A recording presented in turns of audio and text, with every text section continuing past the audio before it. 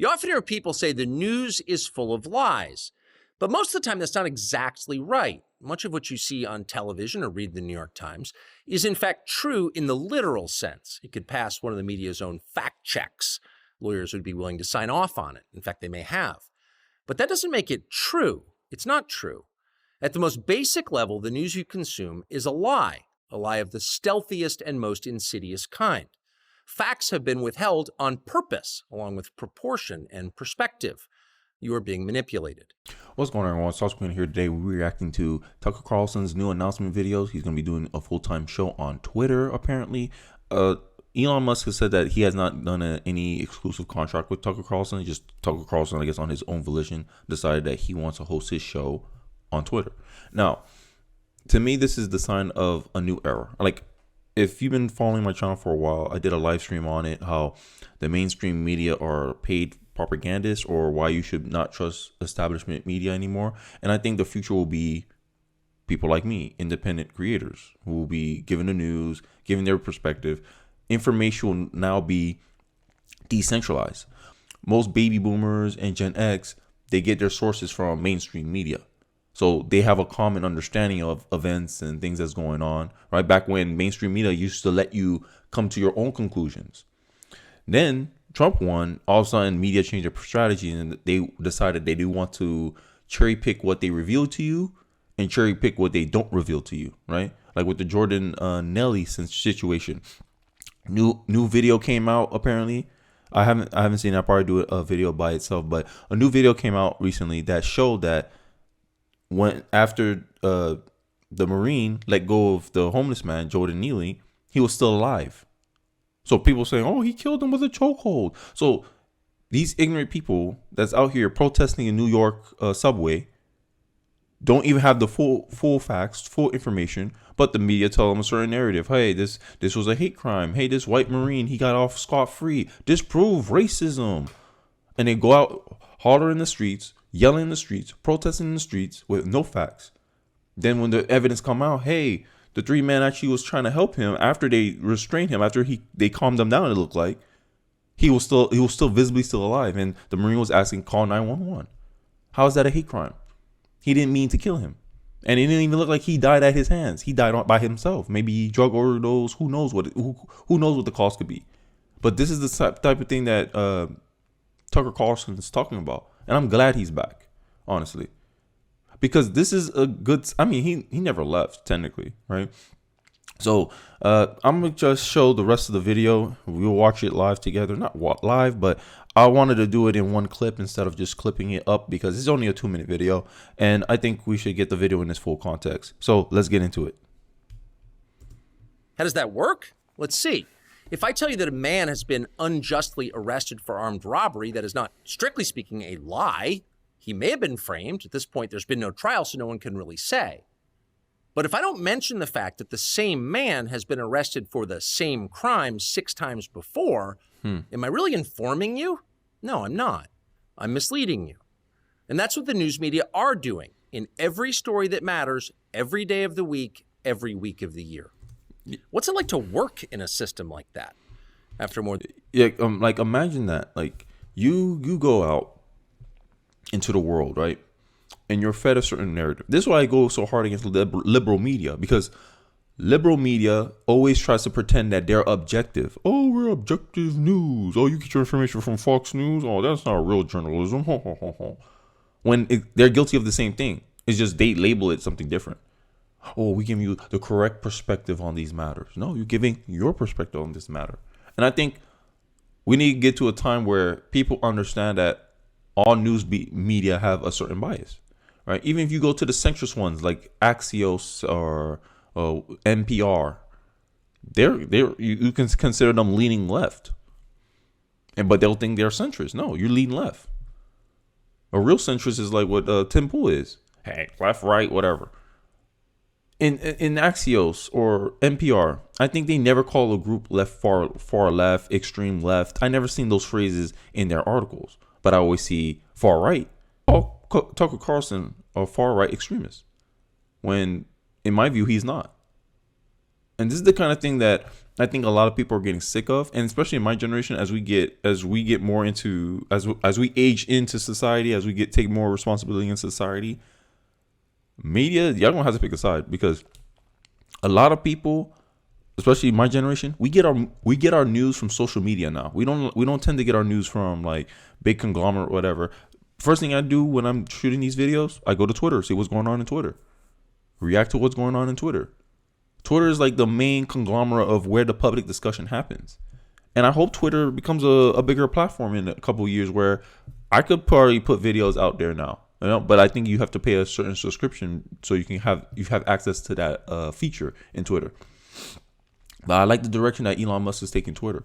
Honestly, he wanted to be the public forum of discussion, and it seems like he's living up to that promise, or he's striving for that promise at least. It's the best we can ask for. But hey, I digress. Let's get back into the video. More than 30 years in the middle of it, we could tell you stories. The best you can hope for in the news business at this point is the freedom to tell the fullest truth that you can. But there are always limits. And you know that if you bump up against those limits often enough, you will be fired for it. That's not a guess, it's guaranteed. Every person who works in English language media understands that. The rule of what you can't say defines everything. It's filthy, really, and it's utterly corrupting. You can't have a free society if people aren't allowed to say what they think is true.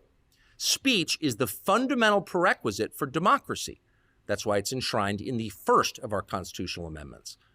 Amazingly, as of tonight, there aren't many platforms left that allow free speech. The last big one remaining in the world, the only one, is Twitter, where we are now. That's probably why he decided to do his show on Twitter, because he probably honestly feels like if he goes to any other platform, it won't allow him to say the things he actually wants to say. And I'm kind of interested in what he got brewing on. It seems like he has other plans going on. I don't want to watch the full video. Actually, I think I should. I think I should watch the full video. But I just wanted to give my little thoughts in between. Twitter has long served as the place where our national conversation incubates and develops. I agree. Twitter is not a partisan site. Everybody's allowed here, and we think that's a good thing. And yet, for the most part, the news that you see analyzed on Twitter comes from media organizations that are themselves thinly disguised propaganda outlets. You see it on cable news. I put the BBC. NPR was started from an act of Congress, so they have ties to the government. So I mean, to me, that's it fits perfectly what Tucker Carlson's pointing out. That's why BBC gets so mad, NPR got so mad, PBS got mad when Elon started adding labels, because Elon's actually giving you an informed decision. Hey, BBC is 69% government funded. That means they may not be anti-establishment. They're just another mouthpiece of the government. Oh, we can't take this slander. Or did he say that was untrue though? Nothing. And this is what they're mad about. They're mad about that people will be skeptical of what they're saying. Journalists want to be, oh, I'm a professional journalist, right? Even people in my comment section, people will be like, oh, you're not a real journalist, bro. I don't need to be. I'm reporting. I'm giving my thoughts. I'm giving my opinion. Just like the reporters, the mainstream media personalities, just like the journalists. At the end of the day, journalists don't have all the facts. They're just telling you, hey, based on all the information I have, this is the conclusion I arrived to. The dishonest part is not trying to give a holistic view of the situation and then making a accurate judgment. Because if I want to feed you one side of the story, you're gonna go around with that one narrative, right? Just like what happens in a divorce. Your mom says something, your dad says something. Truth is usually in the middle. And this is the point we're reaching in our mainstream culture. If you only absorb liberal media, you think the right are evil and they're trying to destroy the country. You're a Republican, at least in the right, if you only consume their media, you get an understanding that, hey, the left is misguided about a lot of these issues and problems that's facing our country. And you get the sense that the left seems not to care about immigration until it comes to their door. New York. I'm just saying. The left seems to not care about crime until it gets too big. Chicago, San Francisco, Seattle, Portland. Oh my God, Portland. So you can see, and this quote keeps coming back in my head over and over and over again from Malcolm X. The media is the most dangerous entity in the world. It can make the innocent guilty and the guilty innocent. I digress. Let's get back into the video. You talk about it on Twitter. The result may feel like a debate, but actually the gatekeepers are still in charge. We think that's a bad system. We know exactly how it works, and we're sick of it. Starting soon, we'll be bringing a new version of the show we've been doing for the last 6.5 years to Twitter. We'll be bringing some other things too, which we'll tell you about. But for now, we're just grateful to be here. Free speech is the main right that you have. Without it, you have no others. I agree. See you soon. And now that's the video, guys. What do you guys think? You think Tucker Carlson about to break the internet? I also hear he's trying to sue Fox News. So imagine this. This man, if he chose to not do nothing, he's still getting paid $20 million a year. To me, you're not fired if you're still getting money from your employer. To me, that looked like a severance. Imagine that, $20 million not to do nothing.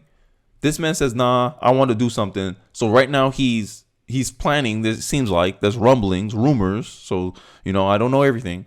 But there's rumors that he's going to try to fight and break out of his contract so he's allowed to do his show. I think that's the only reason he hasn't announced anything yet. I mean, he did make an announcement, his intentions of what he's going to do in the future. But I don't think he can sign any other contract while he's still under the Fox News contract. So he's trying to break out of that. $20 million a year. Imagine that. So he can go do his own thing. Hey, man, I wish Tucker Carlson luck. I hope he creates a great media empire. He's leading the way for all the other many people to follow. Many people seem to be inspired by him. I watched Tucker Carlson when he was was it called Crossfire? I got exposed to Tucker Carlson very young, like 2005, I believe. Because remember, my mom, avid CNN watcher, she loved CNN. So I used to watch Tucker Carlson on there. So I'm already exposed. I'm exposed to him. He has a breath of familiarity, and to see him going into this new direction, I'm very excited and hopeful for what he got to bring to the table. And we'll see how it goes. Matt Walsh is on Twitter now. He's doing his show on Twitter. Now we got Tucker Carlson. Hey, it's gonna just attract more engagement. And Rumble's nice and all, but it doesn't have as much engagement as Twitter.